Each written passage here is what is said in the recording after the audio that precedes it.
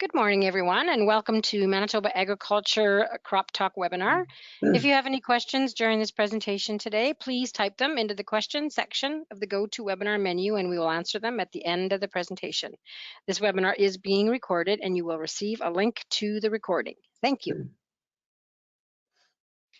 Thanks, Lori. I'd like to welcome everybody to the October 12th edition of Crop Talk. And this week, kind of continuing on for what we've been what we kind of talked about last week about fall weed control.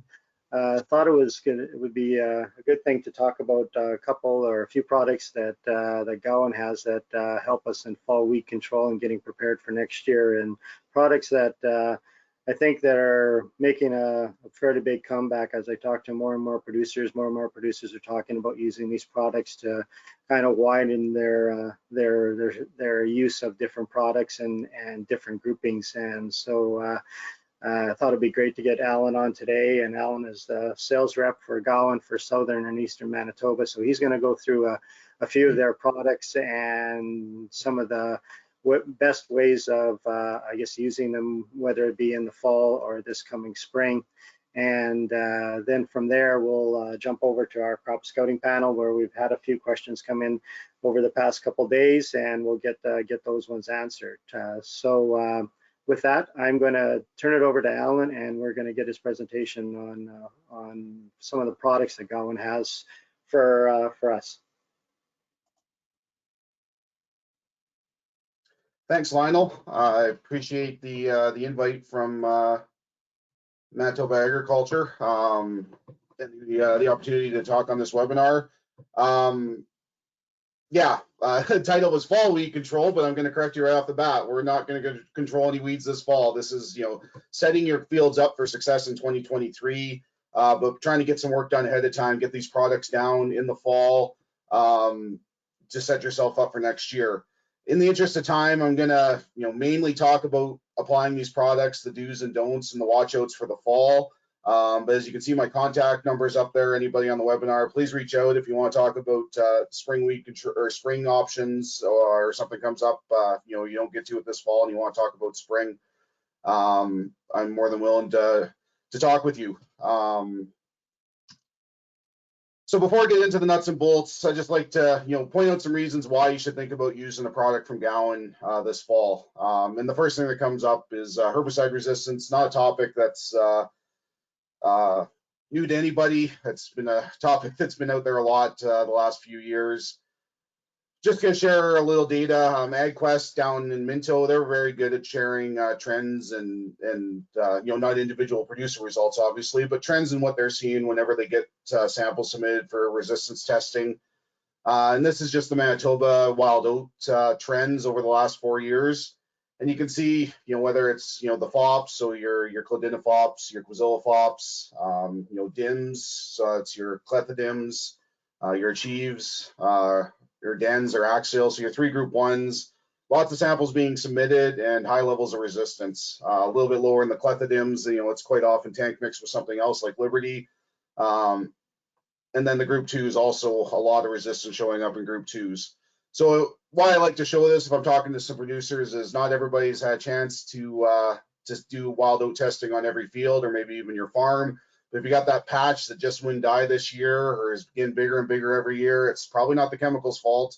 Good chance you're facing some herbicide resistance, and it's time to take a different vote or different action or different strategy to try and control those wild oats. And I'm just mentioning wild oats. We can talk about kochia, we can talk about the pigweeds, but this is just one example I wanted to share. So what this means, say you're a new grower looking to grow peas, and you go and sow your peas and go to control wild oats. You go to the front of the crop protection guide. There is a pile of options, generics, brand names, lots of different ways that you can control wild oats. But unfortunately, if you have group 1 and 2 wild oat resistance, that list gets non-existent very quick. That it's going to be impossible to control those wild oats.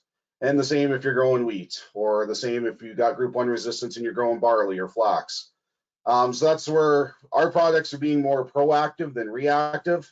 You have to think ahead of time and get these products down, but you're getting a different mode of action down to control wild oats, or in the case of edge, getting a different mode of action down to control kochia or pigweed. That'll hopefully, you know, it's not gonna, I never promise 100% control. I tell every grower, if I say 100% control, kick me out of the room. But we're trying to keep your field clean as we can, and kill as many of those resistant weeds as possible.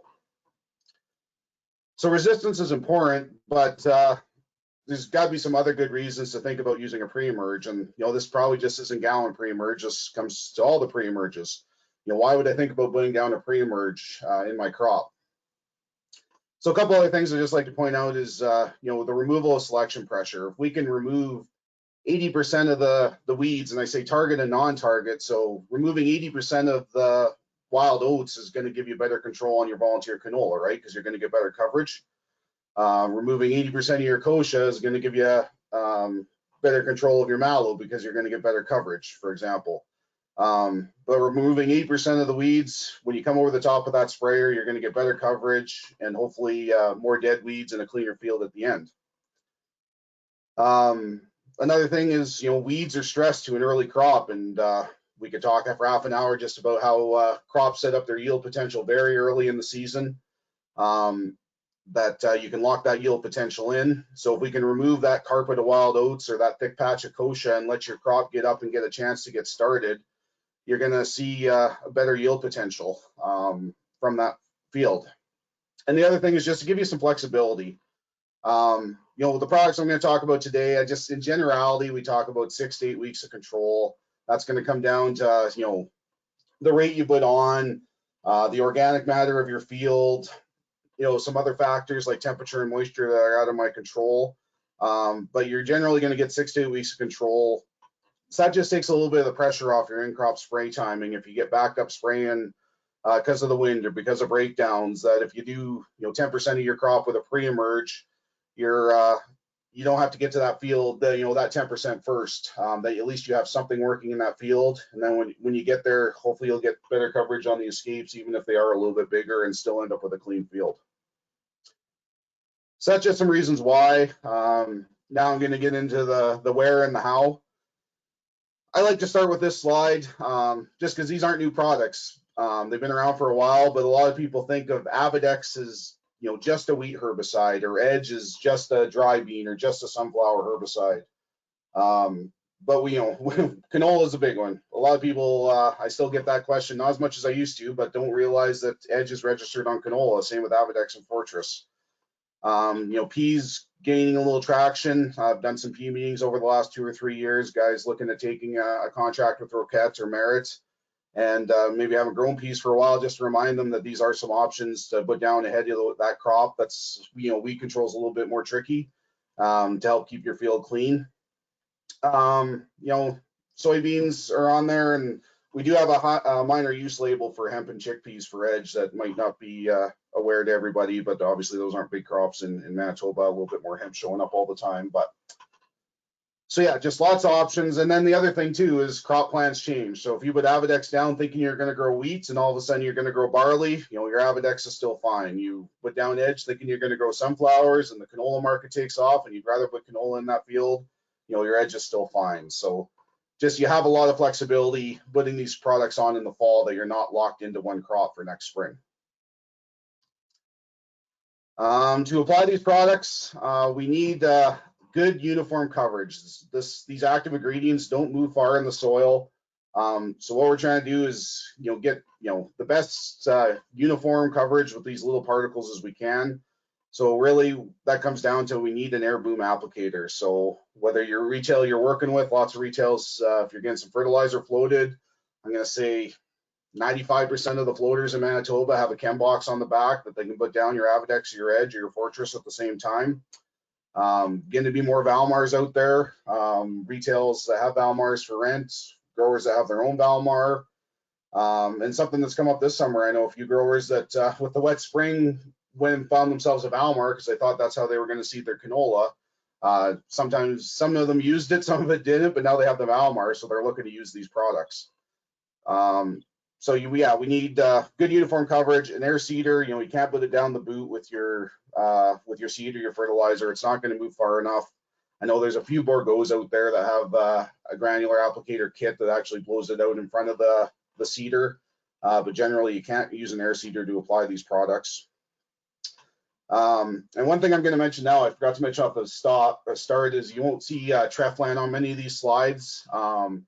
Our demand for Avidex Fortress and Edge is so high that we've just gotten out of the granular trifluralin business. I know there's a couple of those products out there, some generic products like Bonanza and Rival. I'm not going to touch on those today, just because those aren't our products. So I'm going to just talk about the three products at the bottom there, Avidex Fortress and Edge, that we have.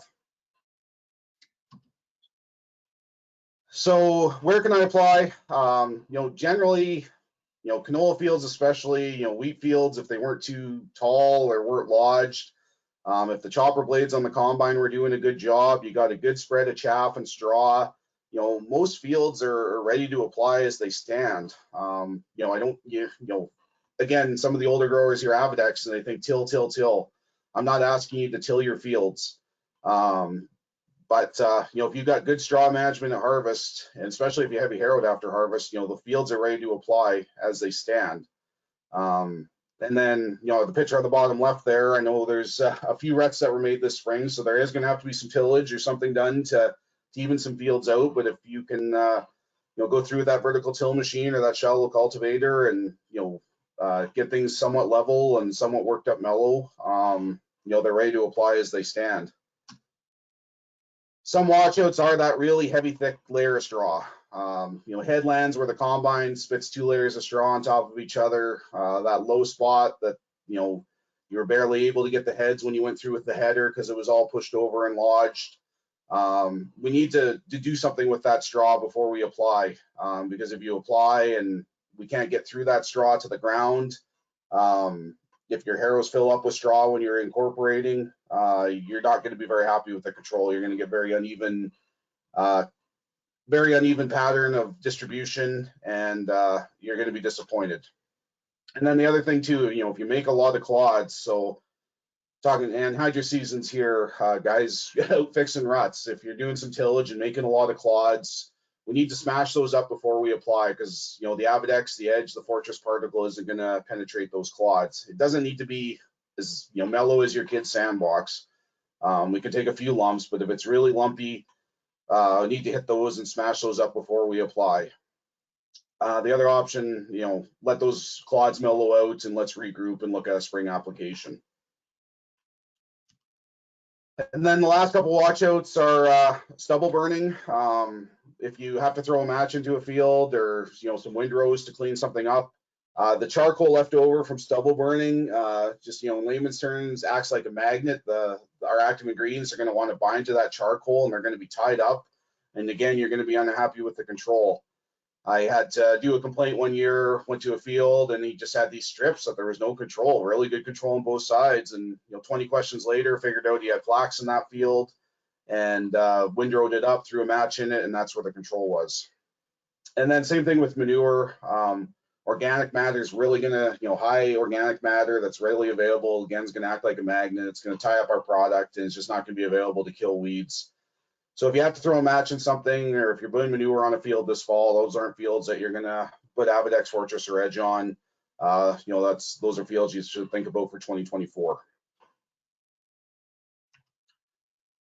So now a little bit more detail on the product. So Avidex Microactive, we're just, as I mentioned, fall. I'm not going to touch on liquid Avidex, just talk about Avidex Microactive. Triolate's the active ingredient, and it is basically a wild oat product. We're using it for different weed control in different parts of the world. Example, Montana, they're using it for Japanese and downy brome suppression, at least. Not a weed I hear a lot about in Manitoba. So basically for this conversation, it's just a wild oat herbicide. The application, I'm telling guys to go. Maybe not today, it's a little windy, or tomorrow it's a little windy, but we want soils to be on a general cooling trend. I'm going to talk a bit more about that in a second. I want to see morning temps at 5 or close to 5, and a cold forecast in the future. I just pulled up the Carberry weather station before the call, and seeing some temperatures at 5 centimeters down. Over the weekend was down to 4. So I know that's it's on the cooling trend. If it warms up a bit in the afternoon, it doesn't matter. I want those soils cooling down. So As long as it's not windy, I'm letting guys apply now all the way to the end of the season. We're not as dependent on soil moisture as some of the other soil applied herbicides. I say as long as there's enough moisture for your crop to germinate, your Avidex, your Fortress, your Edge is going to do something. Not going to lie, I like a few rains in the spring. It's going to make things a little bit more uniform. It's more consistent. But we're, if there's as long as there's some moisture in the soil, your product's going to activate and it's going to work for you next spring. And that is another advantage of fall application. If we're hoping for some snow this winter, we're hoping for good soil moisture, obviously. But if you get your product on this fall and get it incorporated and it's dry next spring and you don't want to touch that field, just go ahead and seed into it and conserve as much moisture as you can. If you want to wait till spring to put it on, I'm going to ask you to harrow that in to make sure it works properly, and you might just lose a little bit more moisture that way. You can use Avidex Fortress in any tillage system, and then I'm going to talk more about incorporation. But yeah, again, it's not till. It's getting the product particle to soil contact is something I talk about with agronomists, with producers. Just want to make sure that particle is touching the soil, and that doesn't take a lot. It just takes a little bit of incorporation, medium to heavy harrow, trying to tickle this trash, get it down, in that top half an inch to an inch of dirt. Avidex's big brother is Fortress, and it's 10%. It's got the same amount of triolate, the wild oat killer, and then we have Treflan on the same clay. What Fortress does is give us 2 modes of action on wild oats. Now you got group 15 and group 3 activity, root and shoot uptake of the wild oats. And with that, we have labeled control of green and yellow foxtail, and then general suppression of pigweed, kochia, buckwheat, lamb's quarters, some other broadleafs. I've seen some suppression of some cleavers. Then they have some barnyard grass, getting on the label, but I have seen some suppression just in 7.5 years of being in the territory. Whether you use an Avidex or Fortress, my recommendations are the same. You're really not going to treat those products any differently. You get 2 modes of action on your wild oats. You get a bigger spectrum of weed control. Just another way to fight resistance management.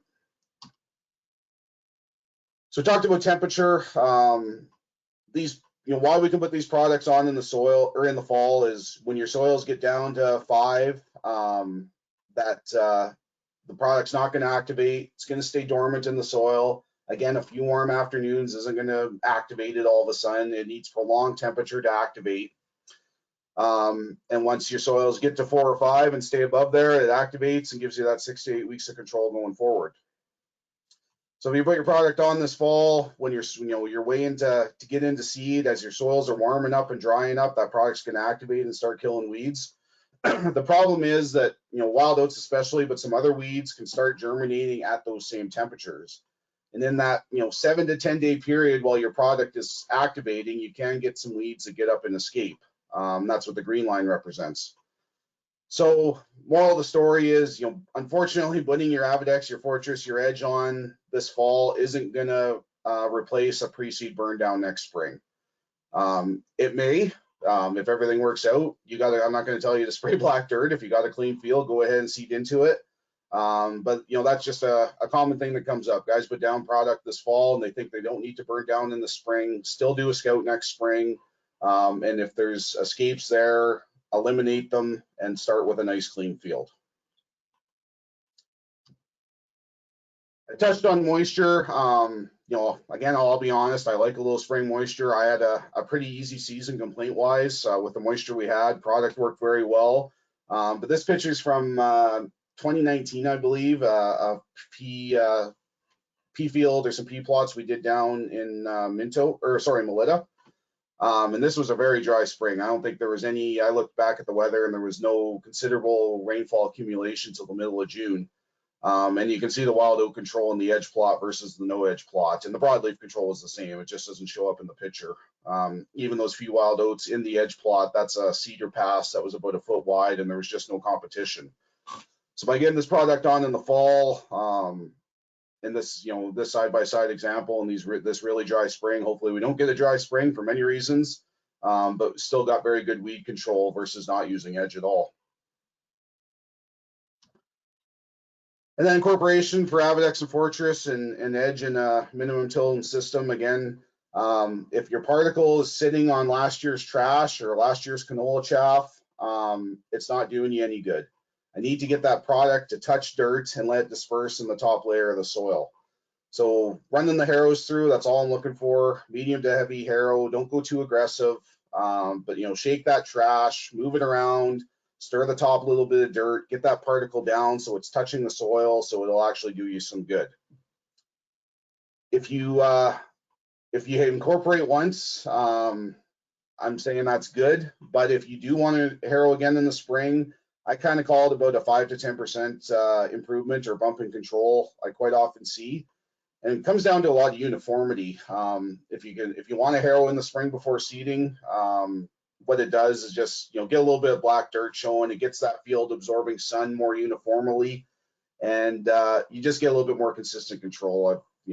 Again, 7.5 years, seen fields in the spring that guys seed right into them, and sometimes the slope isn't seeing as much sun. There's a few more escapes than we'd like to see. Where if a guy does harrow it in the spring, you just get more consistency. So yeah, just to repeat, if you harrow it once, you don't need to harrow in the spring, but if you got time in the spring, you want to improve your seed bed, improve your weed control, running the harrows over it again is only going to help. It's definitely not going to hurt anything, but you can make that decision next spring. And then for Avidex Fortress, again, just how they work is the light brown layer at the top there is representing the herbicide treated layer. So if you have a wild oat in that treated layer, the growing point's gonna come out. I'm gonna show you what that looks like in a few slides here. It's gonna take it up and die right away. But if the wild oat comes from depth, so 1.5, 2.5 inches deep, the growing point's gonna come up, take up the active ingredient, and it's gonna kill it below the surface before it sees the light of day. Fortress, for the green foxtail control, the kochia, the buckwheat, it's only going to kill the stuff that's in that top layer. It needs that root and shoot uptake. So that's why we can only claim suppression for a weed like like breadroot pigweed or wild buckwheat. It needs to be in that treated layer. Stuff from below it's going to get stunted, and then but a lot of it's going to grow through it. Seed placement is important for these products. So if you see on the left side there, canola, flax, peas, these broadleaf crops, no worries about seed placement. You can plant at any depth, no sensitivity, no stunting. So if you like to seed your canola at 1/2 inch, seed right into your Avidex or your Fortress, no issues at all. But our grain or our monocrop crops, so your wheat, your barley, we want to place below the treated layer and let that first leaf grow through it. The coleoptile nodes actually stays at the kernel. It'll push that first leaf through it unaffected, and no issues at all. So put your Avidex, your Fortress in, 1/2 to 1 inch, plant your wheat, barley at 1.5 inches, and you won't have any issues.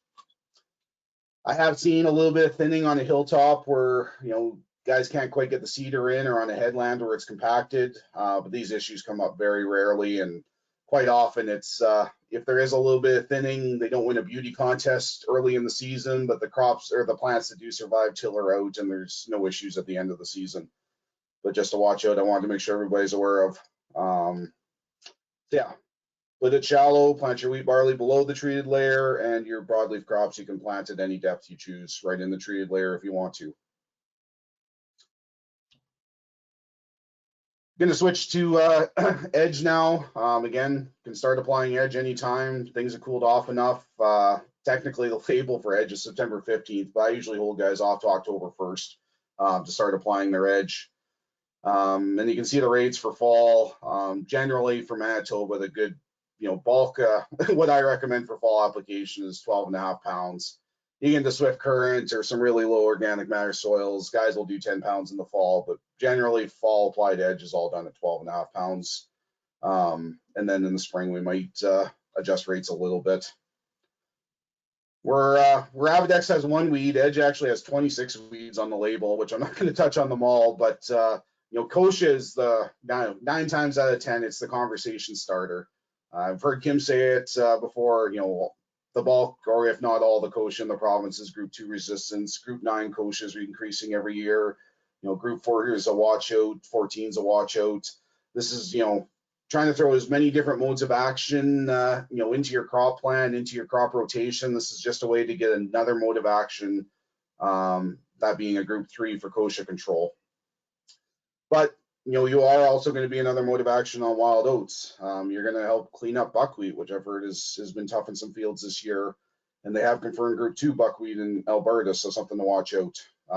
Some suppression of cleavers. Going to show a little bit of data just at the end there, but group 2 resistance is increasing. Cleavers can be make life miserable at harvest time, so if you can control cleavers, that really helps. Pigweed, I know Kim talked about last week, so I'm not going to spend much time, but group 2 pigweed is a concern. This is just another mode of action on pigweed. Foxtail, I'm hearing lots of talk about group 1 and 2s not working as well on foxtail this year. But just to be upfront, there was a lot of Treflan used 20, 30 years ago, and there is pockets that have group 3 resistance as well. So if you're looking at using Edge or Treflan solely for foxtail control, you might want to think about field history. Is that going to be the best bang for your buck?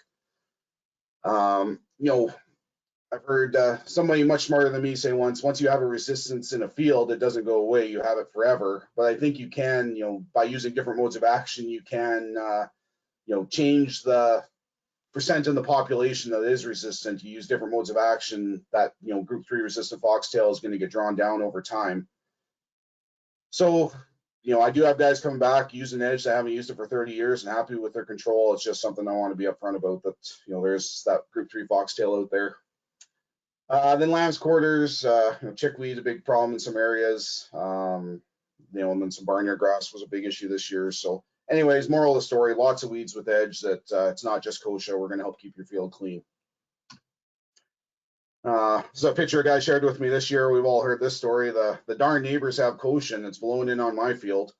So he had a little bit of Edge left, decided he's going to do one pass around because he thought it was just on the headland, and took a picture in the sprayer and sent it to me that he'd wish he'd went back to the retail and got a little bit more Edge and kept going, because obviously it wasn't just on the headland, it's moving a little farther into the field than he realized. So Edge will do a very good job on kochia though. So incorporation. So back when Edge came on the market, everybody was conventional tilling, back in the 80s, early 90s. And this was how Edge was used, and how it's still being used in the Red River Valley, or guys that are in conventional tillage systems. That for Edge to kill whatever weed it is on the label, doesn't matter, kochia, wild oats, pigweed, I need the weed seed to germinate in the Edge. I need root and shoot uptake for it to be lethal and to take it out. If it's below, if you just get shoot uptake, it'll stunt it. If it's on top and just grows into it, you'll burn some root backs, but it's most likely going to survive. It's not going to be as productive of a weed plant, but it'll still be there. So I need the weed seed to germinate in the Edge for it to work. So what that looks like, I'll get the call 20 more times this fall, if not 100. Hey, I'm putting Edge down. How do I incorporate it? I go right back to, I don't answer the question, what is your tillage system? If you work your fields 3 inches every year, you need to work your Edge in 3 inches. Or if you work them 2 inches, you need to work it in 2 inches. Work it to your regular working depth. So put your Edge on, do that tillage pass, get it worked into the regular working depth. And then you're going to need a second tillage pass, either 3 to 5 days later this fall, if you're worried about spring work, or leave it till next spring. But incorporate it on the opposite angle, just to make sure it gets thoroughly mixed in between the shanks, so you get that nice uniform layer of treated dirt, whether it's 2 inches or 3 inches, or up to 4 inches. So it's as uniform as possible, and as many of the weed seeds as possible are in that treated layer. Those tillage practices have changed, especially on the western side of the province. We have a new label that a lot probably still aren't aware of, that we have a surface application label for Edge. That if you've been min-till, our label says 2 years minimum, but the longer the better. Now that you're not turning your soil over, now that you're not mixing it, every weed seed that shells out or blows out the back of the combine over the last few years, gets really concentrated in that top inch of dirt. So if you just put your edge on and harrow it in, you know, the bulk of your weed seeds are going to be in that top inch, and you're going to get that root and shoot uptake that I'm looking for and get good control. So as I say on the bottom, the longer you've been in minimum control tillage, the better weed control you're going to get. But if you've been, you know, haven't stirred a field for a couple of years, you can blow your edge on this fall, give it a good harrow, and you're going to see the results you're looking for. And quite often, you know, again, one harrow is enough. When you're running over a field with harrows, quite often there's 5, 6, 7 rows of tines. These harrows aren't your dad's harrows from the 80s that once you run over them with a good set of heavy harrows, there isn't an inch of dirt that hasn't been moved around or disturbed, that you're going to get that good uniform layer. When you're using a field cultivator, back to my previous slide on 12-inch spacing, there's a lot of space in between that shank that you're not disturbing. That's why we need that second incorporation. But one good pass with the harrows is sufficient. If you want to harrow it again in the spring, definitely not going to hurt anything, but one pass is sufficient. And again, how do you know it's working? The younger generation for sure, but they've been spraying contacts your whole farming career, and you're used to spraying something, going back and 3 days, 5 days, 7 days, and seeing whether it's dead or not. But we're zero leaf weed control with our products. We're killing them below the surface. So we have to actually scrape, you know, remove that top layer of soil or remove some debris to expose the dead wild oats. They're the most visible, so that's what I got a picture of. But you know, expose the weeds that we're controlling. We call this scrape back. Just, you know, exposing those dead weeds, looking for those wild oats that have pinched off shoots and they're yellow on the tip, and then we know it's working. So for any new users that might be on the call, if you're thinking about using these products and you have any concerns, please contact your retail, contact me. I'd rather go out in June and, you know, let's have a look at it and make sure it's doing what it's supposed to be doing. Me coming in August to look at wild oat panicles above the canopy, there's not much I can do about that, but let's, you know, let's see what it's doing or not doing in June when it's really visible, or even late May, depending on how the spring goes.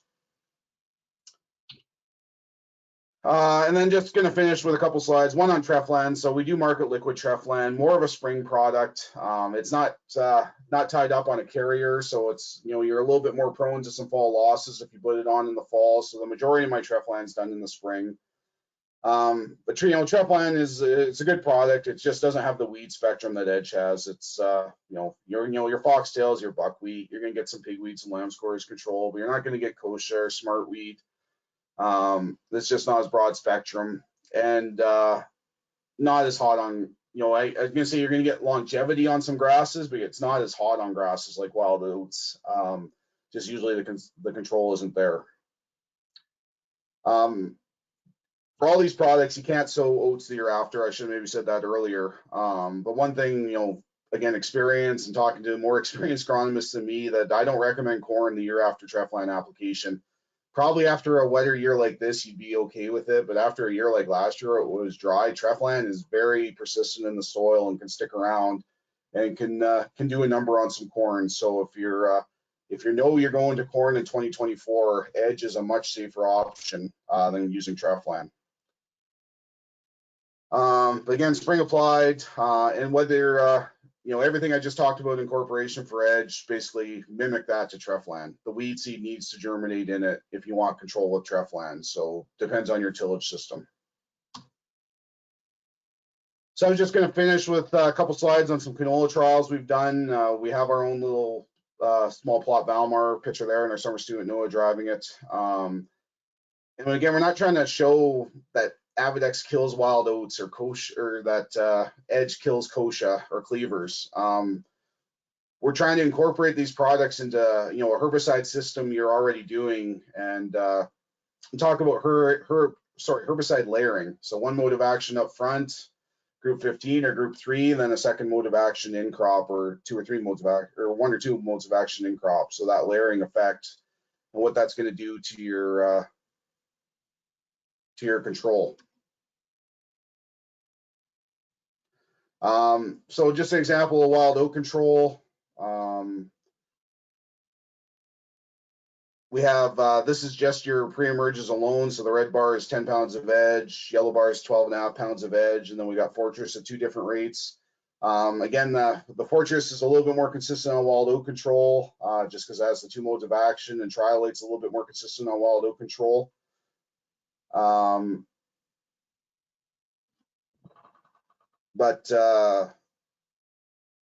you can see there is a bit of a rate effect, but what I wanted to show is the next set of bars. So the blue bar is Liberty by itself, but then the straight bars are your pre-emerge product followed by Liberty at in-crop timing. So you can see even though there's a rate from 70, low 70s with 10 pounds of edge to low 90s with 15 pounds of fortress, once you spray the Liberty over the top, they all ended up in a very similar spot because the Liberty didn't have to do everything. It just had to control the escapes that were there. And same idea on cleavers, just to finish, Liberty, or sorry, Edge, obviously way more consistent on cleavers. We're only labeled for suppression, but you can see we got 65 and 75 at 2 different rates across these 4 trials. Fortress is going to give you a little bit of cleaver control, but again, when you sprayed Liberty over the top, the Liberty didn't have to do everything. I joke we make Liberty look good because we removed the wild oats, we removed some of the cleavers that the Liberty just had to clean up the escapes, and you ended up at a pretty good spot for cleaver control in all 4 trials versus just high 70s if you had sprayed Liberty by itself. So that is what I had this morning. I think I'm maybe a few minutes over time, but I'm around for any questions that anybody might have. Hey, well, thanks, Alan. And yeah, there's a couple questions that have come through. I'm gonna go with the first one here. You had talked about, and this one's about Edge. So they're applying Edge and they're putting on NH3 this fall. So what would your recommendation be? Should they put the Edge on before they put the anhydrous on, or should they be putting it on after they put the anhydrous on? Great question, Lionel, and it comes up a lot.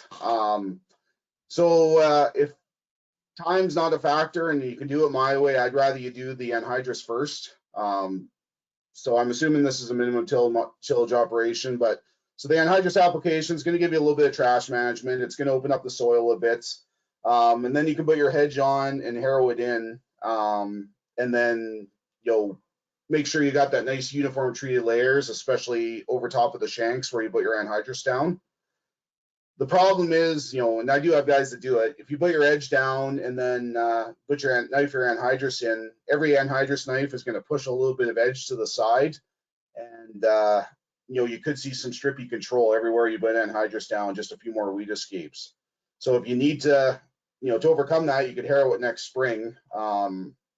If you're short on time, like say you can't get anhydrous tanks, but you can get the edge applicator. If you want to put your edge on first, then knife your anhydrous in, go ahead. But that's a field I'd really want you to harrow on a different angle next spring. But if time's not a constraint, get your anhydrous down, then blow your edge on, give it a tickle with the harrows, and then you're done for the year. Okay, and so the second part of the question is, what about spring? Should I harrow or seed right into it? If you're going to see a 5 to 10% improvement in performance if you give it a harrow. But if you're short on time, worried about moisture, you can definitely seed right into it. Okay. I mentioned this a bit at the start that it was a little bit dry here. Were the effects of dry conditions on fall application? Really, I don't want this to come off the wrong way, but really, dryness in the fall is almost an advantage to Avidex and Edge. And the reason I say that is even if it's warm out, there is like 0 chance that this product's going to activate because it does need a little bit of moisture to activate. So I know 100% of it's going to be there in the fall, or sorry, next spring. If you push so I'm just going to go hypothetical, say put on Edge on Friday, and we get some moisture, and then we get some really nice weather at the end of October, it could activate a little bit, and once it's activated, it's gone, that you might only have 95% of it next spring.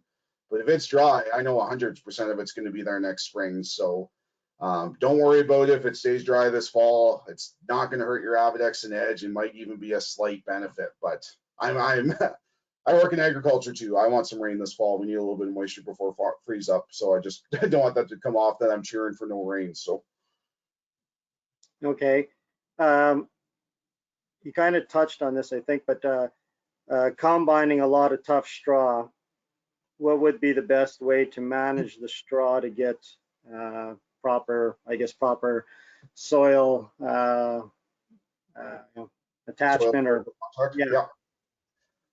Yeah. A month ago, I'd say, really like to see you hit that field with the heavy harrows on a warm afternoon, but we're probably not going to get many warm afternoons anymore. Vertical till is great, just something that's going to chop the straw up a bit if you have access to a vertical till machine. You can, if you're going to do a bad job of harrowing, or it's going to be tough harrowing, I'd rather you harrow it before you apply. If the harrows are going to fill up with that tough straw, try and chop, break as much of it up as you can. But if you're going to make some piles, at least you can deal with that before you put your Avidex or edge on. Yeah, I guess if it's really nasty, it might be something you have to pass on this year. Just gotta get that straw broken up a bit, get a little bit so that when you run the harrows through after your Avidex or your edge application, I know it's not going to fill up with straw. Okay, and one here, good presentation, Alan. I had a colleague in Ontario ask if he can access Avidex, or is it just a prairie registration? You can, but you probably have to talk to your retail and give us a little bit of lead time. So Gowan is, we are a national product, or sorry, a national company. We do have reps in Ontario and Quebec. But yeah, you just have to give us some lead time to work with, so your retailer could work with their distribution partner and look at logistics and that type of thing. Just don't expect it to be on the shelf. We have sold a little bit of liquid Avidex into Ontario, and I know actually our first too many bulks of veg went to Quebec for a hemp field. So we do move a little bit that way, but we're into more hort products in the east. Okay, well that covers the questions I have right now, Alan. Thanks again for coming on and giving us an update on some products that, like I mentioned, I think I'm seeing more and more producers either using them or talking about using them. So it's good to get them in our rotation, I think. Sure. Well, again, I appreciate the invite, and I'll mute my phone if somebody thinks of another question, or I can stay on till the end of the call. That'd be great if you could. Thanks. Okay, I'm going to do just a brief update of where we kind of sit right now in harvest and what the conditions have been over the last week. And when you look at where our percentages sit right now, we're about, as a regional average, we're about 79%. So we did get a big jump this last week, as it was a pretty good week of harvest for a lot of producers. Still, still not quite where we normally would be on average. I would say probably about a couple weeks behind, but we're definitely catching and getting a lot of crop in the bin in a short period of time here. So like I mentioned, we had a good week of harvest. Most of the cereal crops are completed, I would think, especially the ones that were kind of seeded on time. We're seeing some of the later seeded cereal crops still out there, and I guess with that, producers are having some problems determining how to get them off. Some guys are swathing them. They just seem to be wanting to stay green and not ripen in. So I think we're going to be dealing with some issues there. Lots of canola harvested this past week. I think majority of the guys were working on canola and trying to get it off the field. Still some issues with green stalks and difficulties of harvest. Guys have early evenings, so nobody's working too late at night. So yeah, but definitely crop gets tough fast, and that's causing some problems. We're making our work days short. Still with the standing canola, I would rather have it standing on a day like yesterday and probably today, the way they're talking about the winds to be. Could definitely be seeing some swaths moving in those days, and even talking to a couple producers saying that it was sure a good thing that this pod shatter has come about, because you couldn't imagine trying to pick up the swaths after a windy day like we had yesterday. Soybeans, they're starting to come off fairly fast in some parts of the province, more in the central and eastern area and south of number 1 highway. I think a lot of producers are into their soybeans. Other areas, I think guys are still concentrating on the cereals and and the canola to get it off before they go into the soybeans. Flax harvest, again, more of those areas where guys have completed a lot of the other crops are starting to work on them. Flax is still staying, the straw is still staying fairly green, so I can see we're going to have some issues like we're having with canola and getting that crop off. But the recent frosts are definitely going to help, and when you look at the long-range forecast for this coming week, we're going to be seeing frost pretty much every night. So I think that's going to definitely help in bringing that crop in and making it a little bit easier to harvest as we get towards the end here.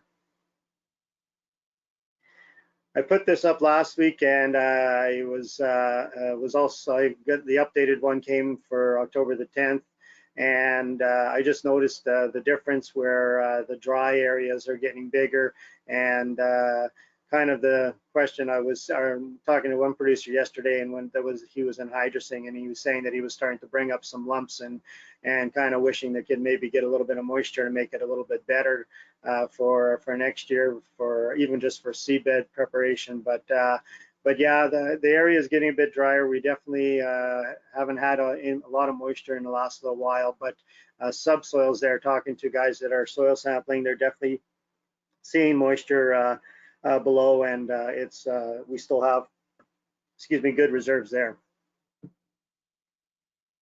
So to jump over to the crop scouting panel, and a couple of questions that have come in this past week. And the first question is, I was talking to this one producer, and he was wondering if we could explain what's happening in the field, and I'm going to address this one to John and Marla. Canola right up against this spot where there's nothing growing. He said the monitor on the combine was showing up to 50 bushel canola, and he says, and then right next to it, not a thing will grow, not even kochia. And he's wondering, like, how bad is that spot for saline, or is there something else going on in the field? He says when he looks to the edge of the field, like so the other side of that spot, he said around the slough, it's grass is growing, kochia is growing, but it's a spot in the middle kind of the area which absolutely nothing's growing. So I sent this to John and Marla, and see if they want to make a few comments regarding this. Yeah, I can jump on with that, Lionel. So when you sent it to me, I thought, okay, yeah, that makes sense to me anyway, that there is an area next to the slough where things are growing okay, and then you have this kind of dead zone. And so my immediate reaction, without seeing kind of what it looks like on the other side going towards the slough, is that this is a saline patch. We won't see, salinity doesn't happen right next to the slough or right next to the field, like the ditch in the headlands. It happens in a little bit from that space. And so it is not uncommon to see areas like this where basically nothing is really growing. And it looks pretty extreme. The only way we would know for sure to be able to diagnose it as, for sure a salinity problem would be to go into that region and take some samples, soil samples, and have them analyzed. But the fact that salinity hits in patches like this, where it basically goes from, nothing growing in that canola to, or the canola growing okay and then nothing, is not uncommon for these kind of saline patches. That salinity is all brought with salts coming up from down below, and it basically is a function of where that water table is, what that soil texture is, and how high that capillary rise is drawing those salts up. So yeah, we'll often see kochia and foxtail barley growing in some mild saline patches. But in a case like this, especially because this is canola, which is one of the more salt tolerant crops that we grow, that kochia and foxtail barley is probably growing where the canola would be growing, not so much in the patch where nothing is growing, because even the salinity gets too high for the foxtail barley and kochia. Okay, and John? I would just note that my eyes show me from the picture, it looks like maybe a little tickle of tillage was done in that area. And if we tickle the soil with tillage, that will encourage capillary rise and evaporation of water. And if there's salts, the salts come along for the ride. So any type of tillage there will make the problem worse, I guess. Yeah, so if we're doing tillage to try to manage the weeds that are in those patches or things like that, all we're doing is making the problem worse. So we may be able to control the weeds, but we're not controlling the salinity, and we're actually increasing that upward rise, because every time we till, we encourage evaporation from that soil surface, which is going to draw more water up, which draws more salts along with it. So we really need to cap that kind of upward movement, encourage downward movement in those areas. And the only way you can encourage downward movement is to stop the evaporation or halt the evaporation, and as well as try to increase the downward movement of, or the lowering the depth of the water table. And the only way to do that is to have something actively growing in those areas. And so that actually means, you know, getting a salt tolerant forage or something growing in that region. But these saline patches, they can grow, they increase and they decrease over time, again, based on where that water table is, how high it is, and how far that kind of capillary rise stretch moves out from where that high water table zone is. So we see salinity ebb and flow basically along with wet and dry periods, and it's something that we need to consider, and the fact that it can grow means it can get worse. So managing it by getting something growing in there that outcompetes the weeds and at least grows rather than leaving it black can actually limit the spread of that salinity patch to a smaller zone. And so it keeps more of that annual crop acre in annual crop. So it is something to think about. I recognize that getting those perennials in there is an obstacle to have to move around. If this is roadside salinity, it's a bit easier because it's just a stretch along the road and not a patch in the middle of the field. But it is something to think about to try to limit that saline creep in further into the field. Okay, I mentioned we sent some emails back and forth yesterday, and I mentioned it to the producer, and he was wondering why, if he was saying, okay, so if this is a severe saline area, why does he never see like any, you know, you see the whites in bad saline areas, why is he never seeing white? It's always just black like this. That's a good question. We don't always end up seeing the kind of that high concentration of salt at the surface like you'd think about as a salt flat. And that's kind of salt flat, it really depends on the year. So in a very dry year where there's a lot of evaporation happening, you might see a bit more of that white. And when we've had moisture, when we have rain, it dissolves. And so you don't see it. And so it can change a little bit, but you don't have to have that high a concentration of salt to have lack of crop growth. You know, there's a big difference between having a salt flat and how high that salt concentration is there with that high evaporation rate compared to having, you know, no crop growing like on these photos, and yet still having high enough salinity to affect that crop growth. The salinity isn't always super high concentration right at the soil surface either. Some of that salinity that's affecting the crop is deeper down in the soil profile. Again, it's coming up from below and it's affecting the ability for the crop to take up water. So the crop dies basically due to drought-like conditions, even though there's moisture there. And so those salts are coming up from below. It doesn't mean that they're all the highest concentration at the top inch, let's say. There can be a lot of salts in that top 4 feet that are affecting, or sorry, top 2 feet that are affecting that crop growth as well. But it would be something to confirm with a soil test if somebody was really interested.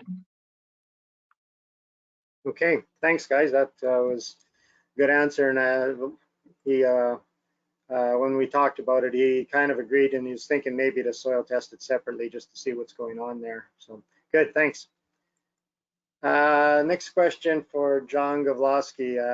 Had a producer that had some fairly high levels of grasshoppers, and he's doing some fall tillage here and it's dry, and he was just wondering if that's going to affect the population for next year.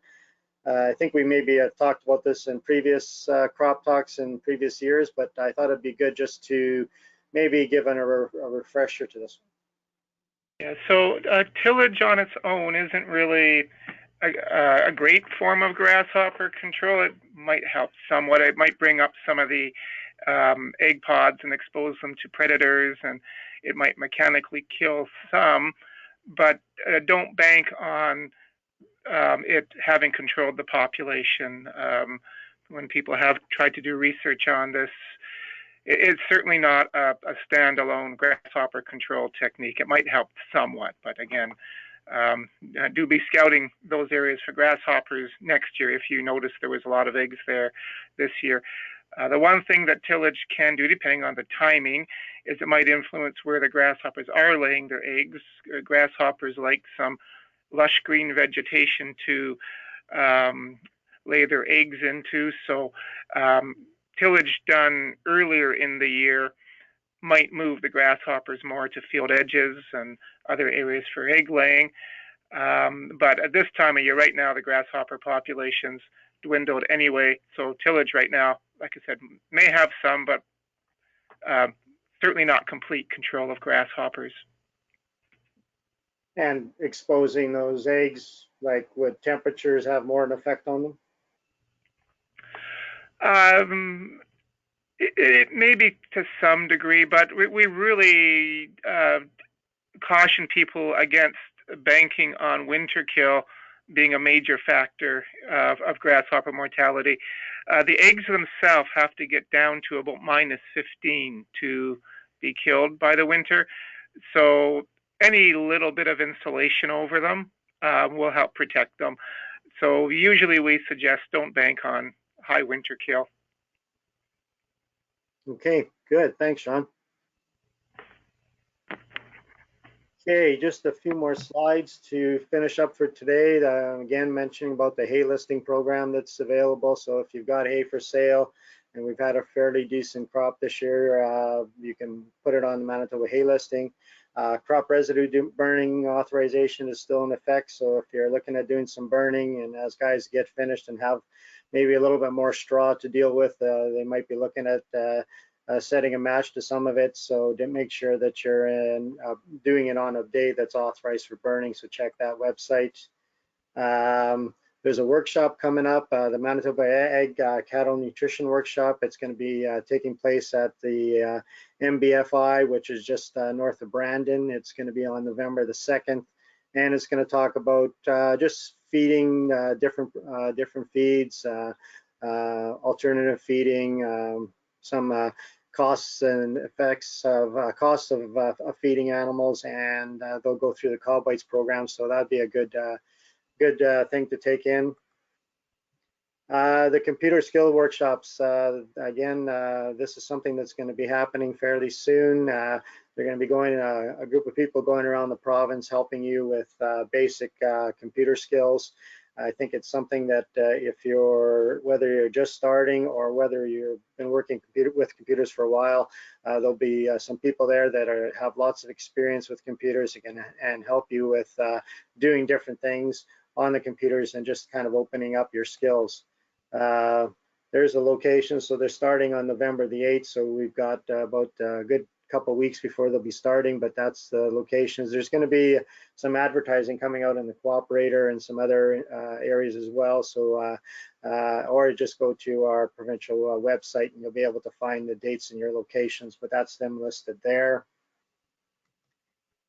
And something that you'll appreciate after taking those courses, the environmental farm plan is now online. So program that we used to have to get together and sit in classrooms to do is now something that you could do online. So those certificates, pretty sure only last for 5 years and you need to update. So if you've taken it before and you think you might have expired, your certificate expired, you can take it online now. Or if you haven't taken it, this is something where you should look at getting, because a lot of programs are available, a lot of projects are available for you to do on your farm and there's some funding attached to some of that. So that'll be online now as well. We're into October, so we're into the Clean Farms pickup. So if you've got pesticide and unwanted livestock medications, these are the sites where they'll be picking up product if you have anything to get rid of. So instead of throwing it in a burn pile, take it to this place to dispose it. There's the contact information from our crop production extension specialists in the province. So you got questions, definitely give these people a call, and we can see what we can, if we can help you, or if not, we can probably put you in contact with people that can. Our livestock people, again, we're into that season where we're looking at forage ration preparation. We're looking at getting ready for winter. So again, people that can help you plan the winter.